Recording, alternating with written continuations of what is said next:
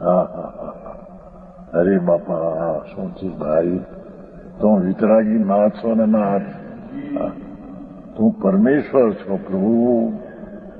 વિતરાગી સ્વરૂપને જ અહીંયા આત્મા કહેવામાં આવે છે. હા હા હા.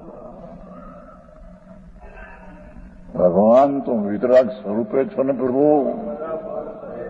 એ વિતરાગ સ્વરૂપનું જેને જ્ઞાન થયું તેના જ્ઞાનમાં તે રાગને જોગનો કરતા તો ન થાય, પરની ક્રિયાનો કરતા તો નથી,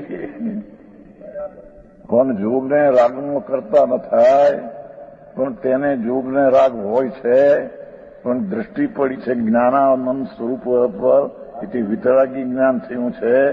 તેમાં જ જોગને રાગ નિમિત્ત કહેવામાં આવે છે. ઉપાદાન તો પોતાથી રાગને જ્ઞાન થયું છે.